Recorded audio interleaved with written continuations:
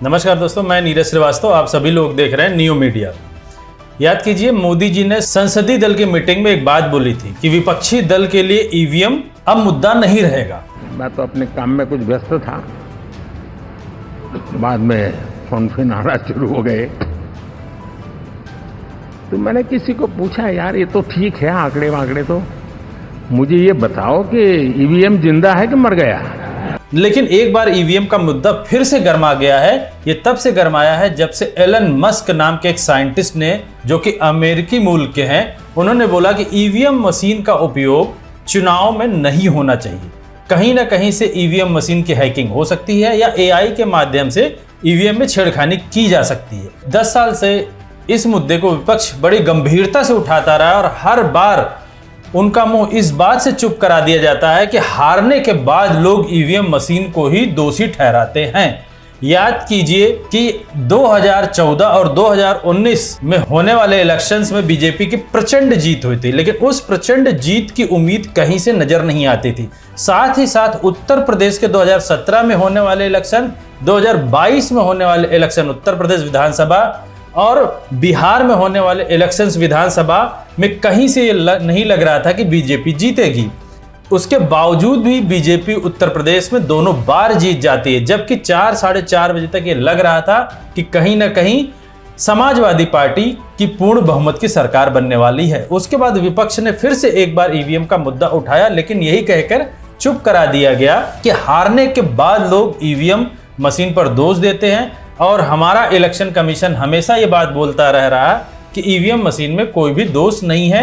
EVM machine इतनी सुरक्षित है कि इसकी हैकिंग नहीं हो सकती। ईवीएम मशीन इतनी सुरक्षित है कि इसमें कोई भी गड़बड़ी की ही नहीं जा सकती। 2024 के इलेक्शन में हमने ये बात बहुत ध्यान से देखी है कि इलेक्शन कमीशन पूरे समय 7 चरण के इलेक्शन में कितने आराम से विपक्षी दल के हर क्वेश्चंस को टाल जाता था और हमेशा पक्षी दल यानी कि बीजेपी के साथ यानी एनडीए गठबंधन के साथ हमेशा खड़ा दिखा। 2024 के इलेक्शन के बाद जब एनडीए के संसदीय दल की मीटिंग हो रही थी, या कह लीजिए एनडीए के सभी घटक को बुलाया गया था, उस समय मोदी जी ने यह बात बोली, अब 234 पाने वाले विपक्ष कभी भी ईवीएम का मुद्दा नहीं उठाएगी। अब अगले 5 साल तक आप ईवीएम के मुद्दे को नहीं सुनेंगे। लेकिन कुछ ही दिनों बाद राहुल गांधी या अखिलेश यादव जी या तेजस्वी यादव जी ने ईवीएम के मुद्दे को फिर से उठाना शुरू कर दिया था और बोला कि ईवीएम में कहीं ना कहीं गड़बड़ी है और लगभग 50 से 60 सीटें ऐसी हैं जो कि इंडिया गठबंधन को जीतनी चाहिए थी, लेकिन ईवीएम या गलत तरीके से काउंटिंग के कारण, यानी इलेक्शन कमीशन जिस तरीके से इस इलेक्शन करवाया है उस पर कहीं ना कहीं क्वेश्चन मार्क लगाते हुए ये बोला कि हमारी 40 से 50 सीटें कम हो गई हैं। अगर इसी क्रम में देखें तो महाराष्ट्र की एक सीट ऐसी है जिसमें 48 वोटों से शिंदे गुट के एक प्रत्याशी की जीत हो जाती है। इस जीत से पहले जब ये डिक्लेरेशन हुआ, जीत से पहले तब तक उद्धव ठाकरे के गुट को बोला जा रहा था कि उसके प्रत्याशी की जीत हो चुकी है, लेकिन दोबारा रिकाउंट करने के बाद मात्र 48 वोटों से शिंदे ग्रुप के प्रत्याशी की जीत हो जाती है। और इसी मुद्दे को लेकर विपक्ष उसी समय से इस मुद्दे को उठा रहा है कि कहीं ना कहीं काउंटिंग या ईवीएम में गड़बड़ की गई है, लेकिन विपक्ष की बातों पर कभी भी तवज्जो नहीं दी गई।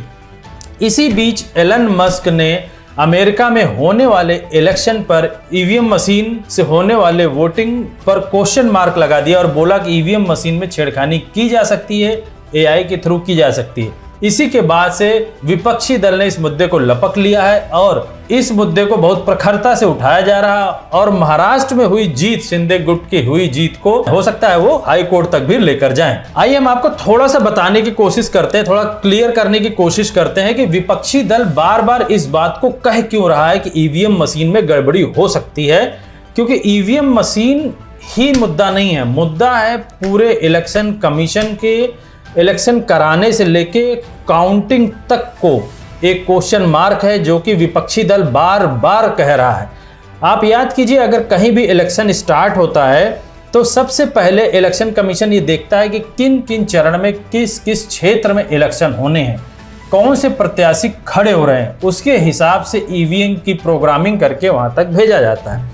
और ईवीएम पहुंच जाने के बाद ईवीएम पर मतदाता जाता है और उसकी वोटिंग कर देता है। यहां तक की प्रक्रिया अगर आप ध्यान दें, वोटर जाके ईवीएम मशीन पे पंच करता है, अपने बटन को दबाता है अपना वोट कास्ट करने के लिए। उस समय तक ईवीएम तक पहुंचने के लिए वोटर सब कुछ मैनुअल है, कहीं भी कोई ऐसी चीज नहीं है जहां से ऑटोमेटिक हो या ईवीएम को पता हो कि यही वोटर है जो मुझे वोट करने जा रहा है। सारी चीज मैनुअल है, या किसी भी तरीके की गड़बड़ी की जा सकती है, लेकिन इलेक्शन कमीशन कहता है ये पूरा प्रोसेस फुल प्रूफ है, इसमें कहीं कोई गड़बड़ी नहीं है। अगर आप इसके बाद आप वोटिंग कर देते हैं, समय खत्म भी हो जाता है, तो लगभग 8:30-9 बजे तक वोटिंग की प्रक्रिया जारी रहती है। आप गौर कीजिए, इलेक्शन कमीशन ये बोलता है कि उस समय जो भी लोग लाइन में लगे होते हैं उनको हम वोट कराते हैं। क्या ये वोट सही में आदमी लाइन में लगा होता है? कहीं ऐसा तो नहीं है कि सिर्फ ये दिखाया जाता है कि 8:30 या 9 बजे तक वोटिंग की प्रक्रिया जारी है और कोई भी आदमी वहां जाके ईवीएम मशीन में अपने अनुसार अपनी स्वेच्छा से बटन को दबाकर वोट डाल सकता है? यही विपक्ष कहता है।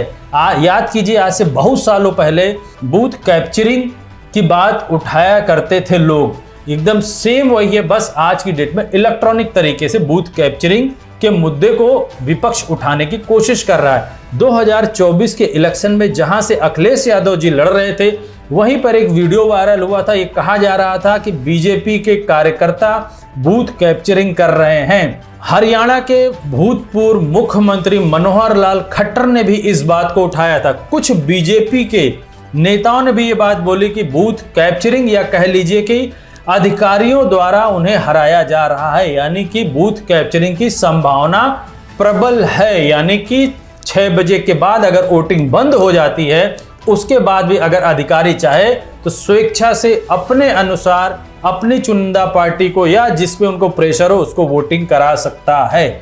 अब फिर बात आती है, जब वोटिंग खत्म हो जाती है तो तीसरे नंबर पर बात आती है ईवीएम मशीन की शिफ्टिंग। कहीं ना कहीं एक प्लेस बनाया गया जहां पे ईवीएम मशीन को शिफ्ट करके वहां रख दिया जाता है। इसी 2024 में एक मुद्दा ये भी आया कि एक जगह से ईवीएम मशीन हटाकर दूसरी जगह रखी जा रही थी। अधिकारी ने बोला गलती से मशीन आ गई है।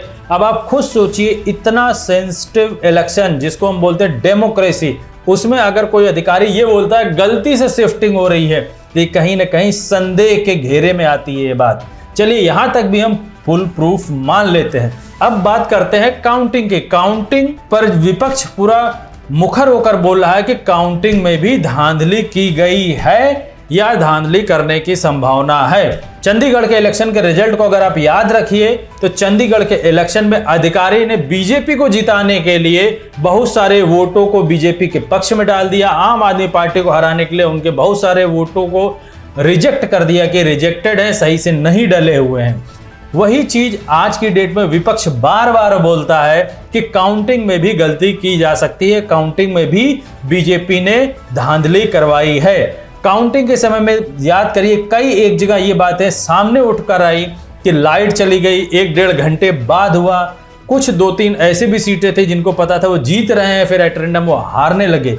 यही विपक्ष बार बार बातें उठा रहा है, लेकिन सत्ता पक्ष आज तक कभी इन बातों को सुनने के लिए तैयार नहीं था। लेकिन जैसे ही एलन मस्क की ये बात आती है, वैसे ही सत्ता पक्ष तुरंत दौड़ के सारी चीजों पे काउंटर करने के लिए हर जगह तैयार हो जाता। पूरा उनका एक उनके प्रवक्ता आके बताने लगते हैं कि नहीं, ये ऐसे नहीं हो सकता। इलेक्शन कमीशन के लोग भी आ जाते हैं, बताने लगते हैं कि हमारी ईवीएम मशीन सही है।